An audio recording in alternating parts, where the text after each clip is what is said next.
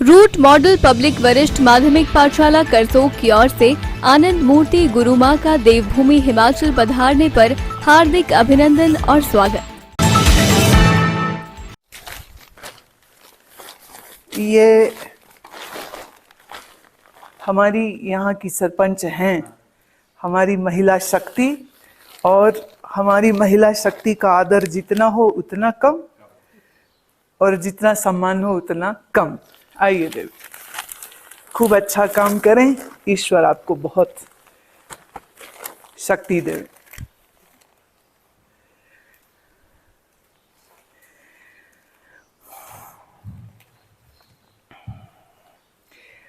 सबसे उत्तम जो बात है वो ये है कि मनुष्य के जीवन में ऐसा अगर अवसर ना आए जिस अवसर में वह भगवान भजन करे, या यूँ समझो कि ईश्वर की कृपा से मानव जन्म मिला और उस मानव जन्म में हमारी सार्थकता यह हो कि जिसने इस शरीर को पैदा किया है, जिसने ये रूप बनाया है, जिस प्रभु ने इतनी सुंदर सृष्टि हमको दी है, हम उस ईश्वर को कभी विस्मृत ना करें, हम कभी उस प्रभु को भूले नहीं।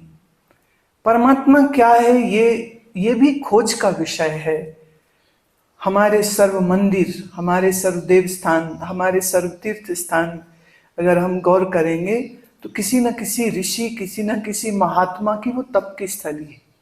किसी भक्त ने वहाँ साधना की है, किसी महात्मा ने, किसी ऋषि ने, चाहे वो श्री परशुराम महाराज हों, चाहे ऋषि जमदग्नि हों, चाहे वशिष्ठ जी महाराज हों, चाहे ऋषि पराशर हों। अब ये सब ऋषियों ने जहां जहां तप किया वही वही स्थान तीर्थ हो गया, वही वही स्थान हमारे लिए नमस्कार के योग्य हो गया। जहां बैठ करके परशुराम जी तप करते हैं और देवी का दर्शन प्राप्त करते हैं, और देवी का दर्शन प्राप्त करते हैं, वो हमारे लिए जागृत तीर्थ हो जाता है। जिस स्थान पर बैठ करके किसी ने महादेव की उपासना करी है, अब महादेव और शक्ति में कोई भेद तो नहीं हम कह सकते हैं, एक ही बात है, पर एक स्त्रैण है, एक पुरुषन है। और पूरे विश्व में अगर स्त्री रूप से ईश्वर की उपासना की गई है तो वो भारत ही है। अगर स्त्री को देवी कहा है तो वो भारत ही है। अगर स्त्री को पूज्य कहा तो वो भारत ही है।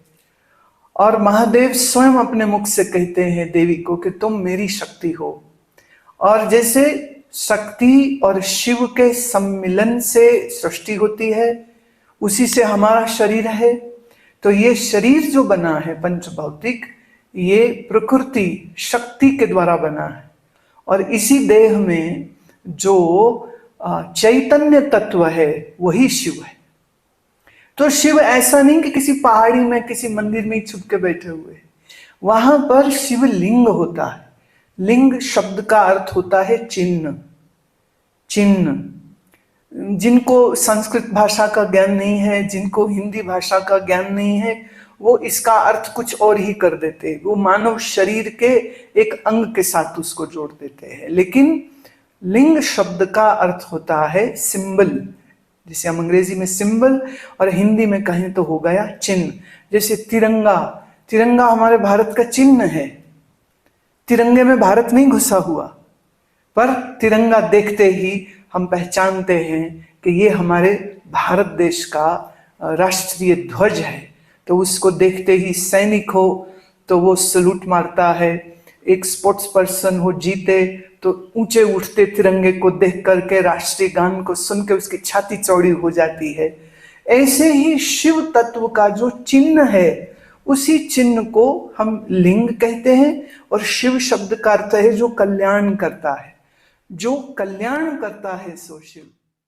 और देवी का दर्शन प्राप्त करते हैं, वो हमारे लिए जागृत तीर्थ हो जाता है। जिस स्थान पर बैठ करके किसी ने महादेव की उपासना करी है, अब महादेव और शक्ति में कोई भेद तो नहीं हम कह सकते हैं, एक ही बात है, पर एक स्त्रैण है, एक पुरुषन है। और पूरे विश्व में अगर स्त्री रूप से ईश्वर की उपासना की गई है तो वो भारत ही है। अगर स्त्री को देवी कहा है तो वो भारत ही है। अगर स्त्री को पूज्य कहा तो वो भारत ही है। और महादेव स्वयं अपने मुख से कहते हैं देवी को कि तुम मेरी शक्ति हो। और जैसे शक्ति और शिव के सम्मिलन से सृष्टि होती है, उसी से हमारा शरीर है। तो ये शरीर जो बना है पंचभौतिक, ये प्रकृति शक्ति के द्वारा बना है।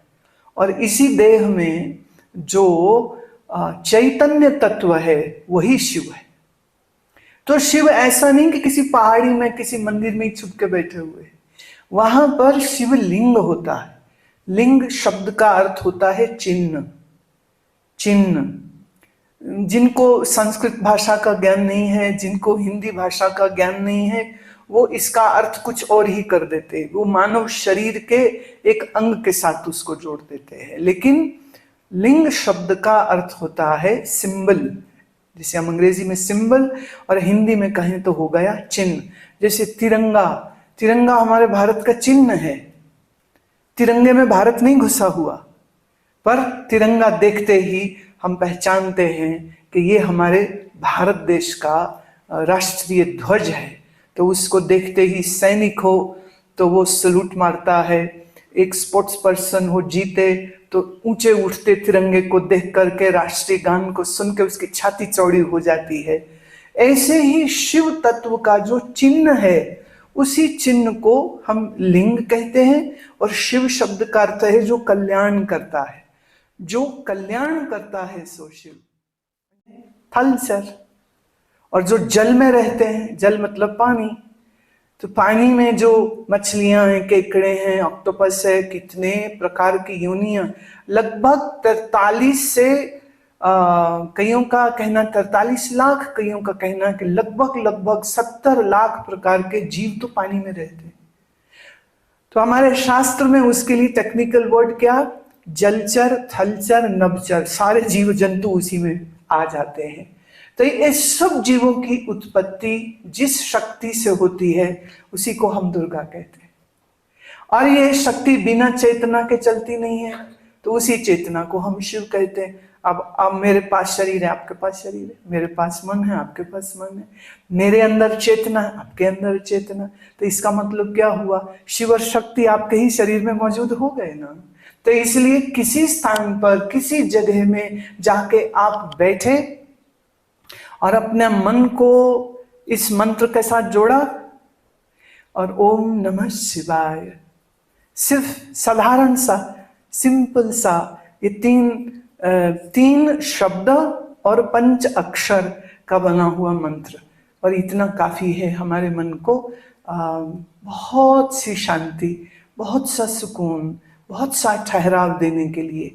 जिंदगी में क्या है, बहुत चीजें ऊपर नीचे हो जाती, जिंदगी में कई चीजें हमें प्राप्त नहीं होती हैं। जिंदगी में कभी दुख आ जाता है, कभी बीमारी आ जाती, कभी शोक हो जाता है, जो हम चाहते हैं हमें मिलता नहीं।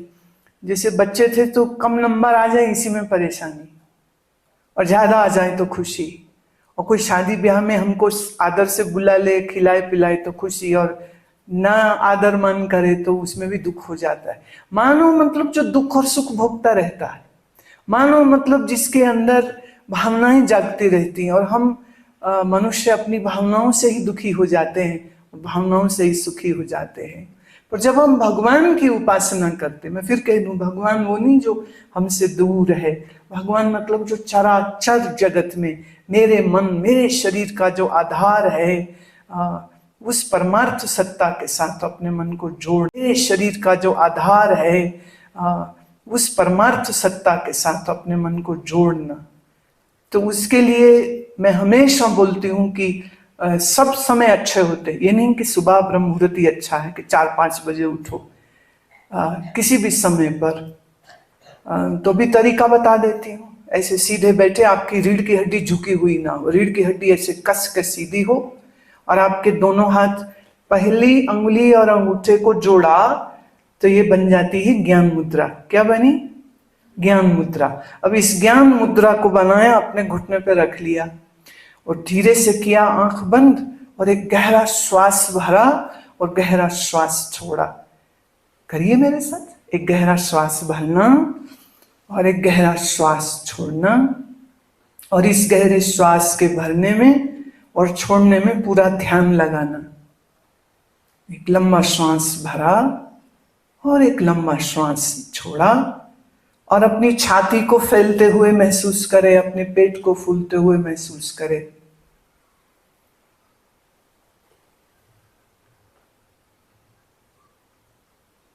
अपने शरीर में इस प्राण ऊर्जा के आने जाने को देखना, और फिर लंबी श्वास भरी और बड़े प्रेम और बड़ी श्रद्धा और बड़ी भावना के साथ ओम नमः शिवाय, ओम नमः शिवाय,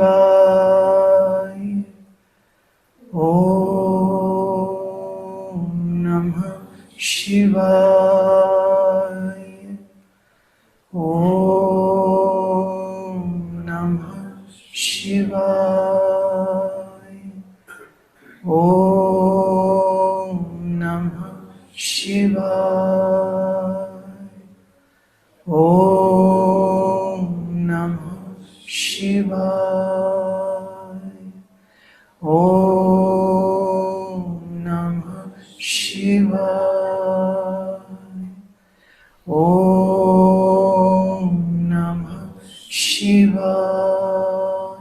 दो चीजों का ध्यान रखना, एक शरीर एकदम सीधा बैठा रहे, दूसरा आंख नहीं खोले, तीसरा श्वास गहरा और लंबा लेना, पूरा भाव अपना उसमें भरते हुए मंत्र को जब आप बोलते हैं तो आप पाएंगे धीरे धीरे धीरे मन को इतना सुख, इतना आनंद लगने लग जाएगा। और थोड़ी देर मंत्र को हम लोग बोलेंगे, एक बार मैं कहूँगी, एक बार आप कहिएगा। दूसरा, जब संकीर्तन के आकार में जब ये चला जाएगा मंत्र, तो बिल्कुल दिल खोल के गाना है, और खूब दिल खोल के जब ताल से ताल मिलाते हुए, ताली बजाते हुए, पूरे भाव के साथ एकदम मस्त होकर के जब हम इसको अभ्यास करेंगे, तो थोड़ी देर पहले श्वास के साथ अभ्यास है, उसके बाद इसका हम कीर्तन की तरह अभ्यास करेंगे। लंबा श्वास भरें, छाती फैले आपकी, और फिर श्वास को बाहर छोड़ दें।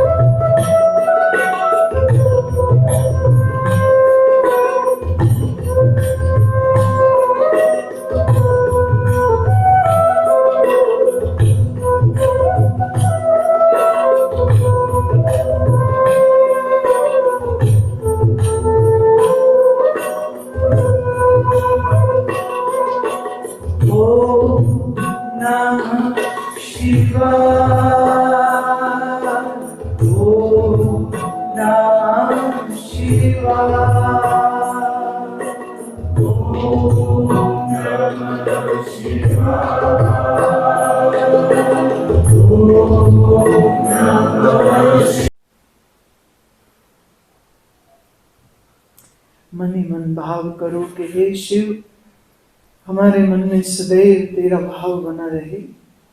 हे शिव, हमारे मन में सदैव तेरी आस बनी रहे। हे शिव, सदैव आपकी कृपा हम पर बरसती रहे। हे मेरे अंतर्यामी, हृदय प्राणेश्वर, सर्व सृष्टि के नायक, सर्व सृष्टि के आधार परमात्मा, आपकी सदैव कृपा हम पर बनी रहे। हमारा मन सदैव आपके श्री चरणों में लगा रहे।